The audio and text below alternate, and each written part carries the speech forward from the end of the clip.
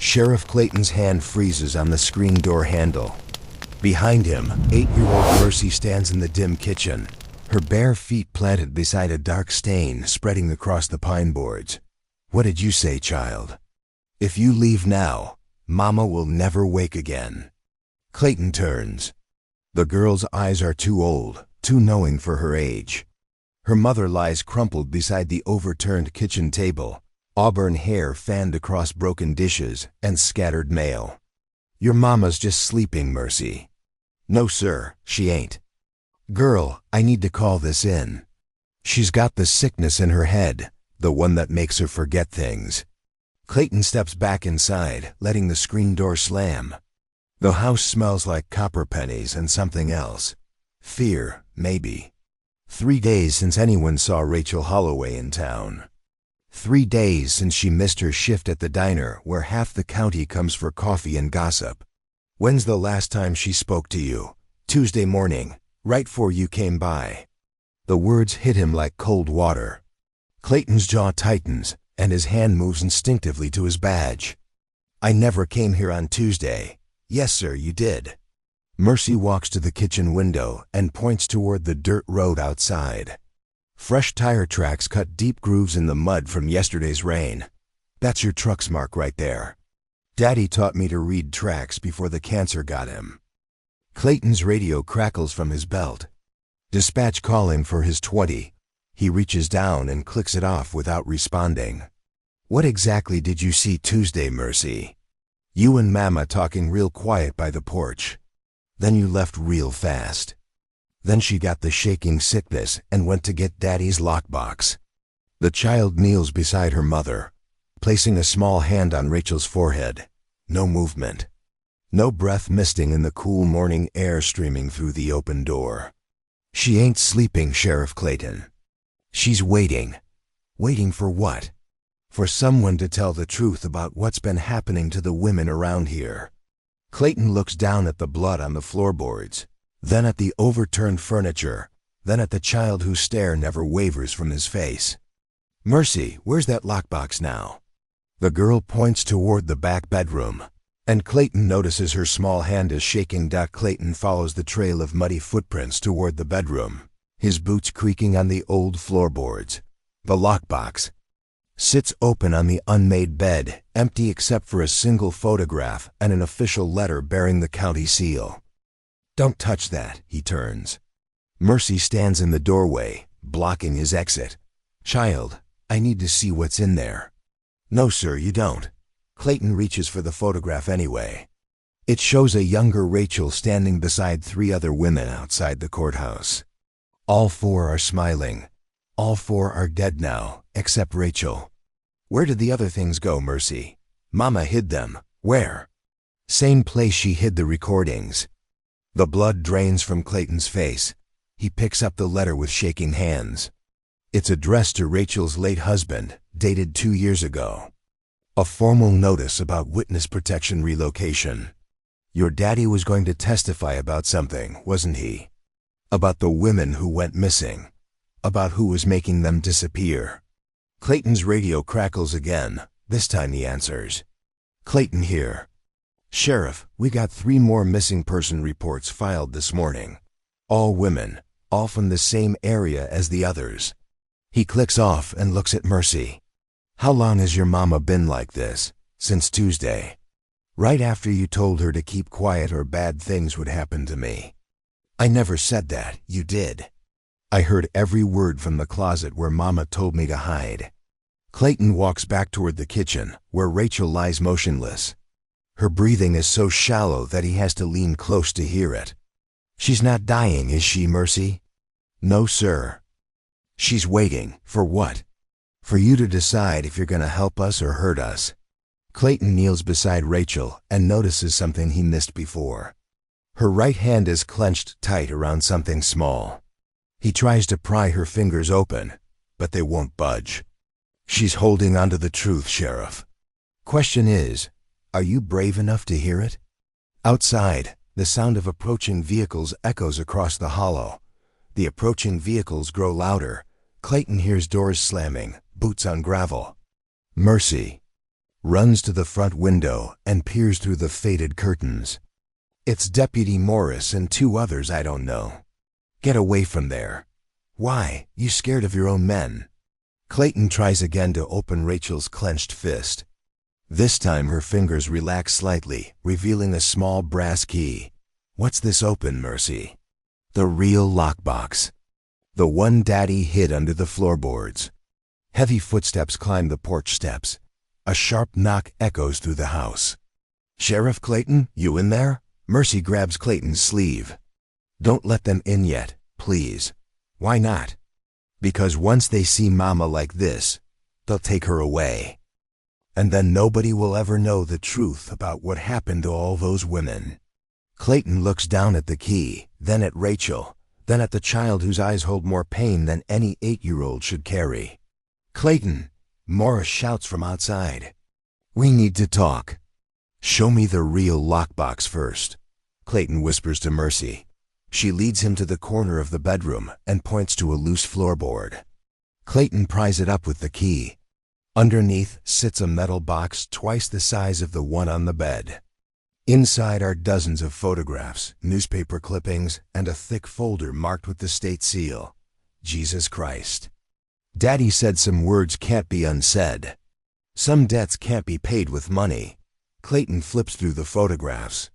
Women from the county spanning back 30 years. All missing, all presumed dead. All connected to the same men whose names appear over and over in the official documents. How many people knew about this? Just Daddy and Mama, and now you.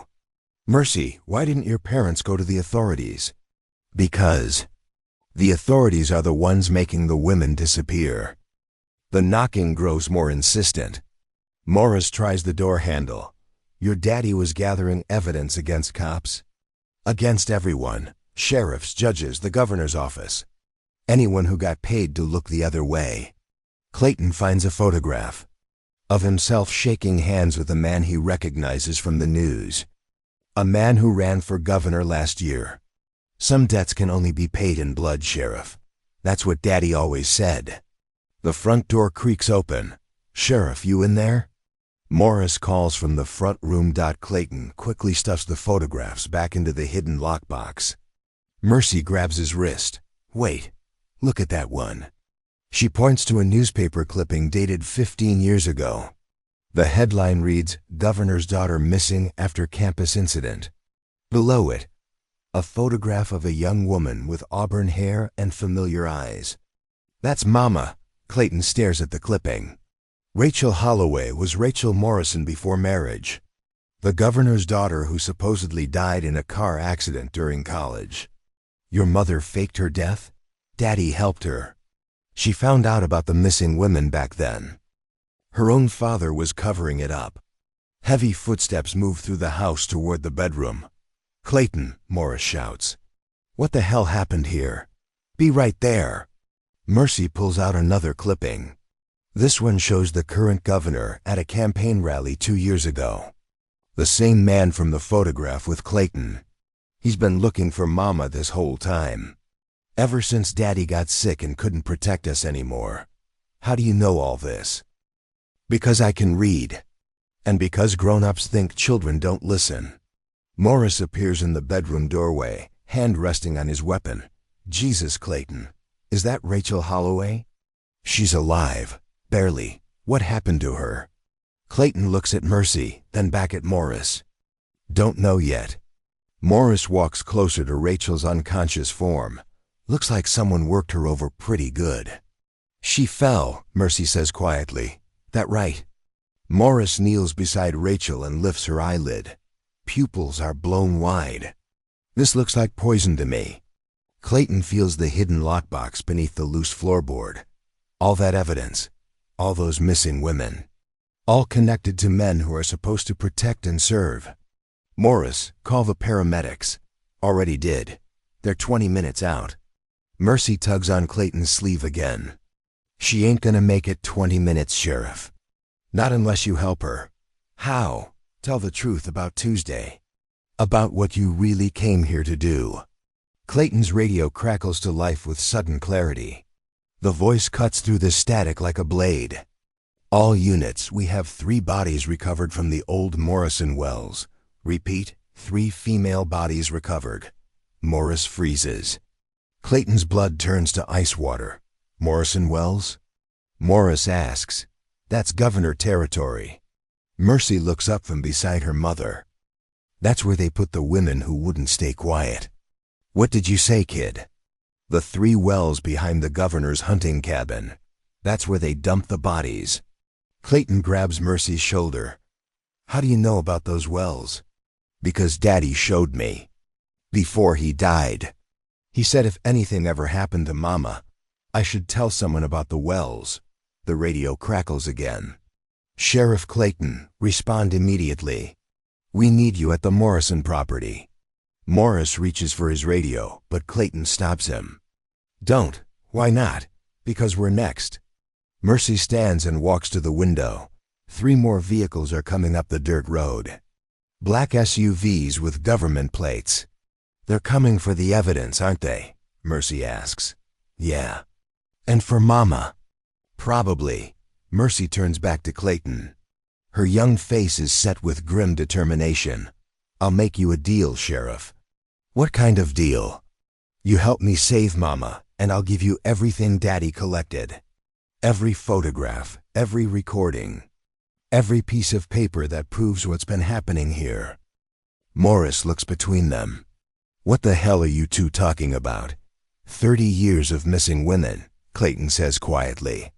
30 years of cover-ups. You're crazy. Check those wells, Morris. See how crazy I am. The black SUVs pull into the yard. Doors slam. Heavy boots on gravel. Mercy kneels beside Rachel again and whispers something in her ear. For the first time since they arrived, Rachel's eyelids flutter. What did you tell her? Clayton asks. That it's time to wake up. That the men who killed Daddy are here. Rachel's eyes open. She looks directly at Clayton. You came back, yeah. Good, because they're going to kill us all if we don't fight back.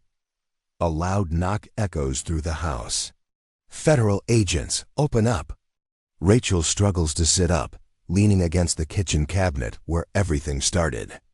Mercy helps steady her mother while Clayton faces the front door. Federal agents, this is your final warning. They're not federal agents, Rachel whispers. How do you know? Because real federal agents would have come 3 years ago when my husband first contacted them. Morris draws his weapon.